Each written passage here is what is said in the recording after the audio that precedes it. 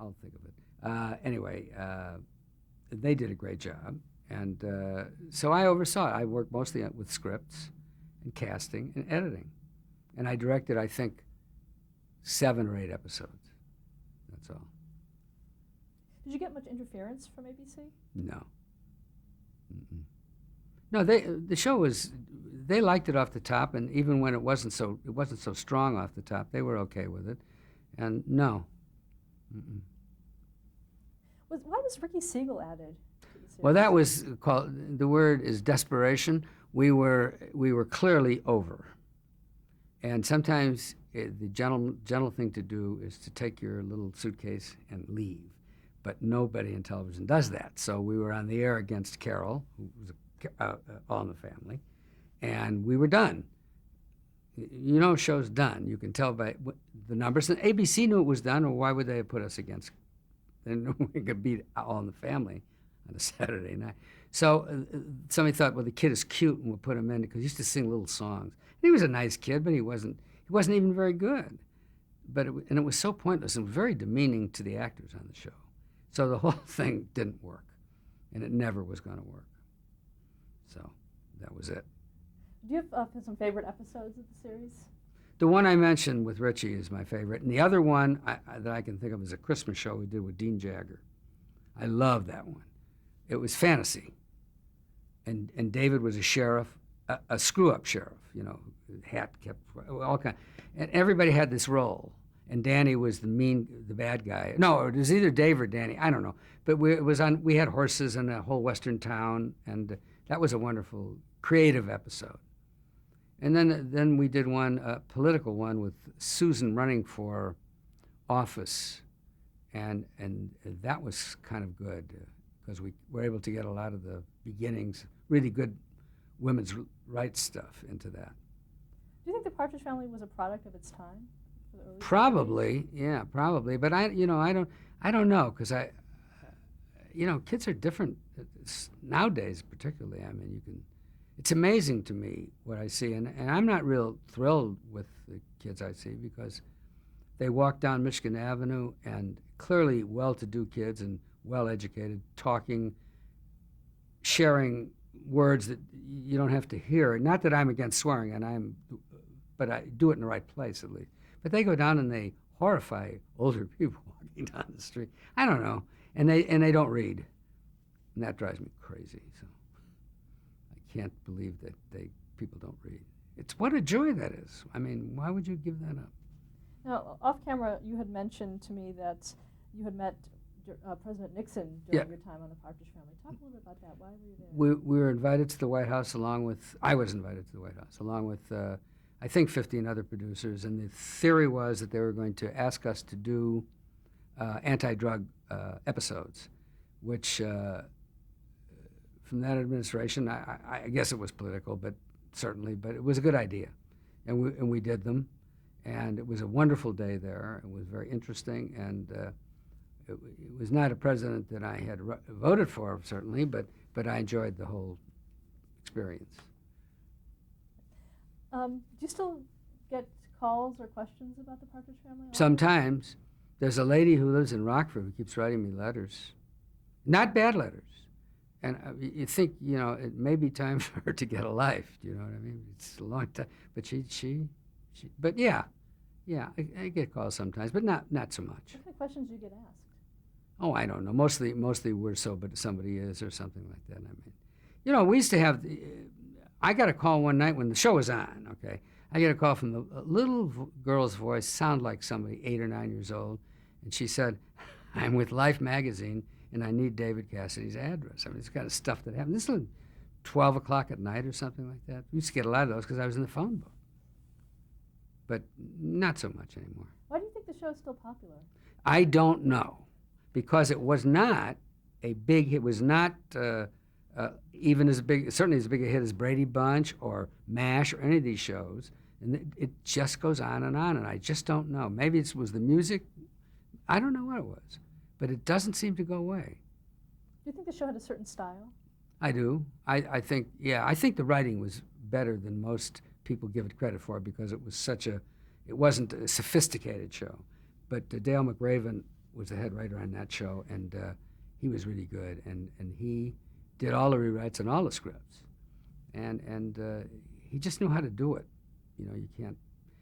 And I don't know. I just think the shows were better. The writing. We started with a good script that nothing can hurt you then, and I liked the show, and I didn't think it deserved to go any longer, because the audience didn't want to see it anymore. But you know, they're the arbiters. Did you also work on Getting Together? Yeah, that was a spinoff. Yeah, what was that? That was Bobby Sherman as a songwriter with Wes Stern. Did not work that show. Pat Carroll, and they were all good. It just didn't. Nobody got excited about doing it. I don't know why. Because maybe Bobby Sherman's the nicest person in the world, or close to it. He's really a good guy, and he's talented. Because I did a show that isn't even on the list there somewhere, but it was it's a Spanish name of Bel Air, the somebody's of Bel Air, and he was the next door neighbor. It was Rennie Santoni was in it, and it was kind of like the Beverly Hillbillies, only they were Latinos and they were in Bel Air. So, you know, I hate those shows anyway, because the idea for the laughter is demeaning as far as I'm concerned. It's fish out of water, and it's crap, and it's not fish out of water anymore anyway. So, but he was wonderful in it. And after Partridge Family went off the air, what did you do? What did you want to do? Boy, what came after that? You probably know more. Is that when you went to MTM? Yeah, I think so. Yeah. Well, I liked being at MTM. That was a class outfit, and I worked with Graham on trying to develop anthology shows and whatever else. What was Grant Tinker like to work with? Oh, well, wonderful. He's smart, you know, and there's a guy who says his theory always was, if I have to. I was at a run-through of a Mary Tyler Moore episode that wasn't working at all. And somebody said, well, what do you think? And he said, if I have to tell you what I think, you guys don't belong here. And out he went. And he's absolutely right. He hires you. He pays you well. He gives you anything you want to have. And you just got to make it work or get out. So working with him is wonderful. I mean, that's everybody's dream. Now, what was your job there? Well, I directed some. I directed Newhart and what's her name, Rhoda. A couple of those, and then I was in development. But, you know, that's a big word that means nothing, but you just try to get stuff on to make and to do. Did anything No. flesh out? Well, we're getting close with the anthology, but it didn't work out, and then I got this offer to do All's Fair, and I left. And so that was it. And what was All's Fair? That was If Bill Buckley Married Jane Fonda. That was the basis of the show, and it was fun, and we had good writing. But as I said before, it was. I think we got too political and too into the news. We actually had an advisor, a left-wing advisor, right-wing, and Mort Saul was left-wing, and Ben Stein was right-wing, and so we could keep it balanced. Because, you know, to be all fair, particularly when I was doing this stuff, Hollywood is pretty left-wing. I mean, you can find an occasional John Wayne or Schwarzenegger, but not too many. And so we wanted to keep it balanced, otherwise the show doesn't work. It's not fun. So they did a good job. So they contributed? They said this is unfair, and they contributed. Yeah, because both those guys are politically savvy guys. So they helped a lot, yeah. Did you put them together? Or I don't know how they did it, because they did it off out of the way there. But I subsequently worked with Ben a number of times. You know, and he's very conservative, but he's a really nice guy. And it's funny. He's a funny guy. So I don't mind that. What, if I did, what difference would it make? In 1975, you began directing episodes of Welcome Back, Kotter. Yeah. How did that come You about? see, my agent got me a job. Had you seen the show before? No.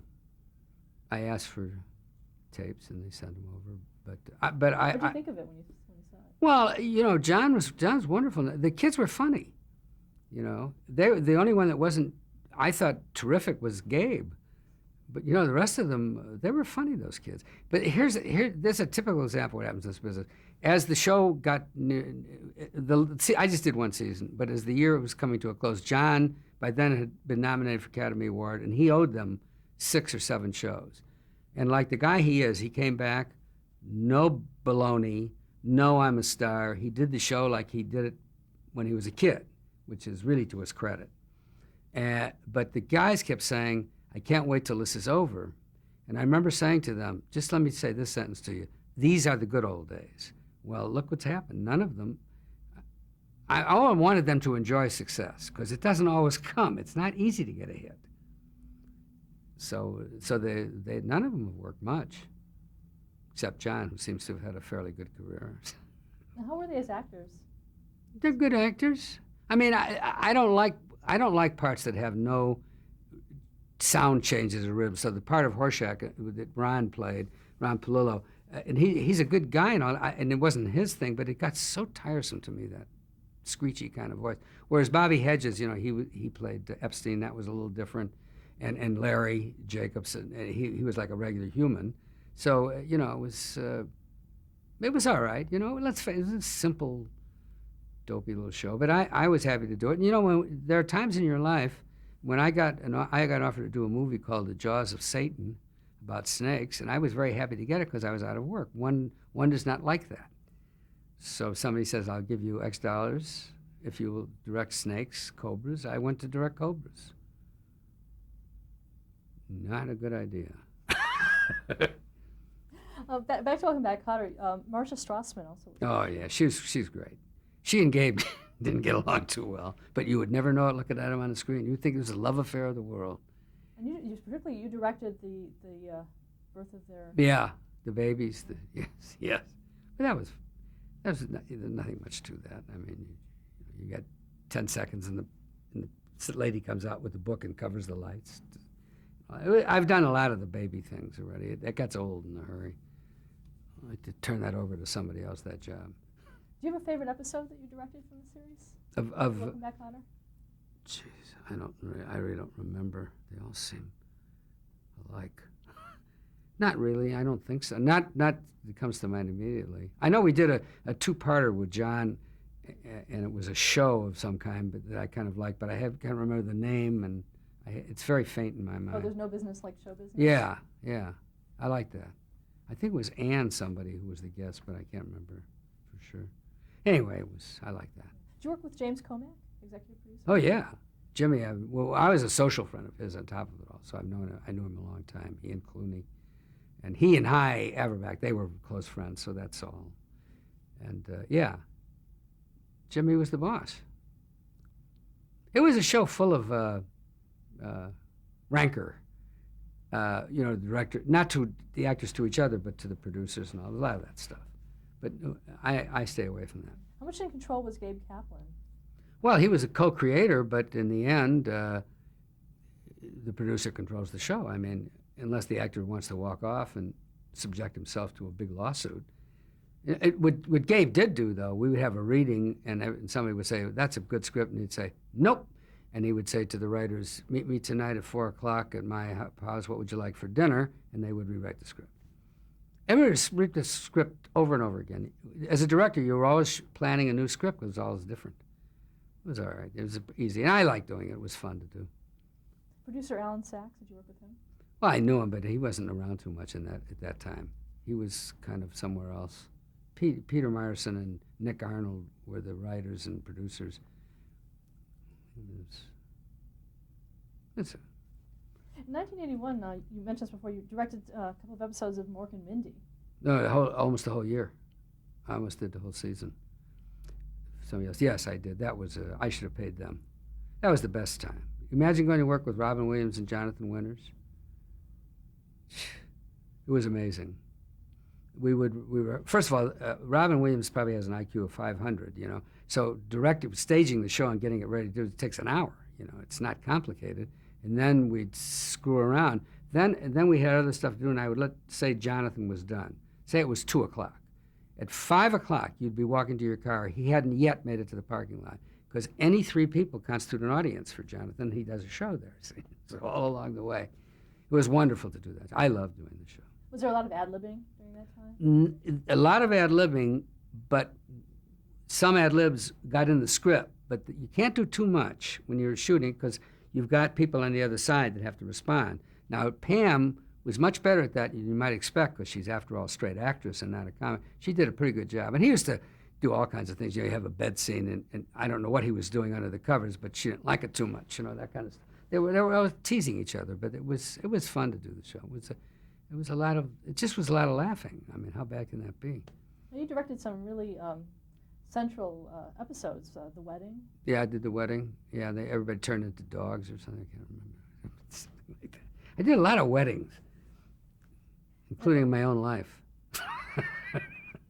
And the other one you did was Three the Hard Way, which was the birth of the giant of Mirth. Well, that was a giant egg that actually cracked open, and out came Jonathan. Because on Orc, you go backwards. You're born old and you get young. Not a bad concept, actually. I mean, you think of all the knowledge you would have at, say, 50s or 60s, and then you get to your 20s, you're going to be swift at a lot of stuff that other people have to learn going the other way. But anyway, that's what happened on Orc. How was Jonathan Winters brought in to be the son? Who chose him? I don't know, but I can tell you this, that Robin has been a fan of Jonathan forever, so it might have to do with him. But whoever did, it was a wonderful, I think. I just think that was the last year of the show. It only ran 3 years, that show. And I don't know why, because I think Robin's fun. I don't care what he's doing. But that's the way it is. What was it like directing Robin Williams and Jonathan Winters on the same? Well, it was Jonathan was very. His comfort level isn't acting, so he's easy to direct because he's very happy to hear anything. And Robin is not hard. I mean, he's not. He's very. If you say something to him that makes sense to him, and hopefully most of them will, he's fine. He's not in any trouble. The only people that are trouble are bad actors. They're fighting for everything in there, and they have no confidence. So, and they learn it one way. That's the bad actors' trouble.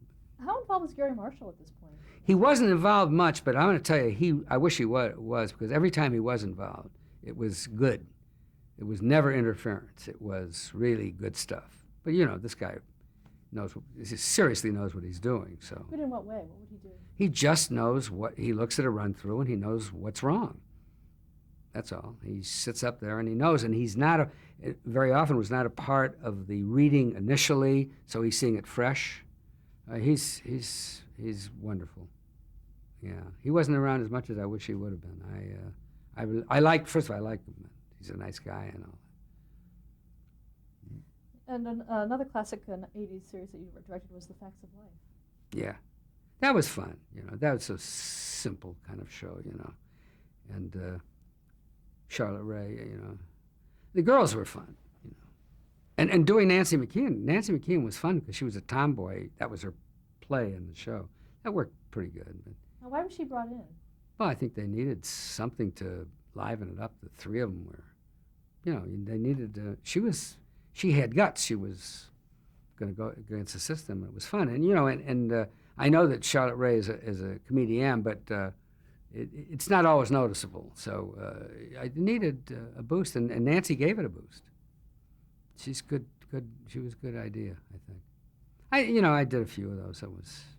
You do those shows, and you're very happy to have done them, And that one those run forever, I'm running out of residuals now, but the best though was, well, I won't go there now. Later. In general, let's talk a little bit about the craft of directing for television. What kind of atmosphere do you like to have on your sets? Oh, contributing. That's the atmosphere I want, where everybody feels that they can say, what if we did this? Those are the words you got to listen to. And I'm going to tell you something. It's amazing how many times the suggestions are good. It's not like 1 in 10. It's probably 50-50. So I like people, and if you create an atmosphere where they feel that you're going to jump down their throat, that's no good.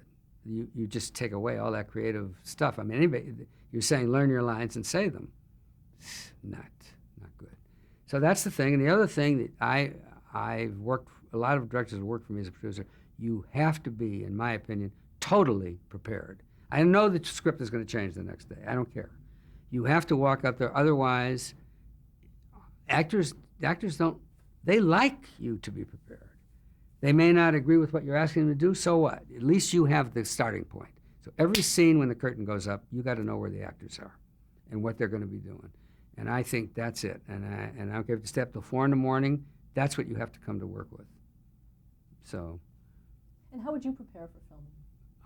I just studied the script, and if you ever walked in my office, I play all the parts, and I walk around, and I do this stuff, and I draw little diagrams like a football coach, and I'm ready to go, and I'm ready to change it. But once you know it that well, you can do anything. You can change it. You can stay loose. But if you walk on the set and say, "I like to work off instinct," that's fine. You can make movies where you can take 4 days to do a scene. This stuff goes fast. And you've got to be ready. What about rehearsals? How would you handle those? Well, it's easy. Well, it depends. You see, there's all kinds of shows. There's one camera and multiple camera. They're different. Remember, you don't shoot anything in multiple camera except one day, or occasionally you'll do some shots another day. But one camera is like making a little movie. So I like the multiple camera only because it's almost all rehearsal.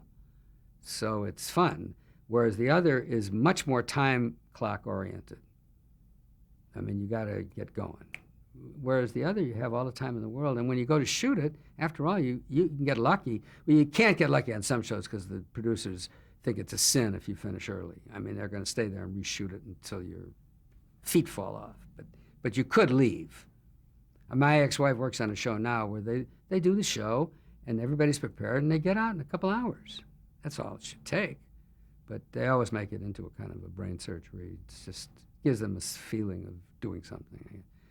But I like it all. I love one camera hour shows. Those are fun to do because I haven't do so many of those. What is your approach to directing actors, to speaking with them? I don't know. I think they're all different actors. I don't ever think about that. You're a person and you're talking to them. You're both working towards the same thing. It should be a peaceful exchange, and it almost always is. Personally, I find actresses somewhat easier to work with because they have less ego problems. But men are that way. Men come with ego problems. Men stay boys, pretty much. None of us really ever grow up. What about your relationship with the crews? I have no problem with that ever. I'll tell you what the crews do like about me more than anything else is I'm very fast and I get it done. I mean, and they hate directors who don't know what they're doing, and the cameras are bumping into each other and all that stuff. They don't admire that too much. So that's another reason to be prepared, because they're ready to go. So you better be.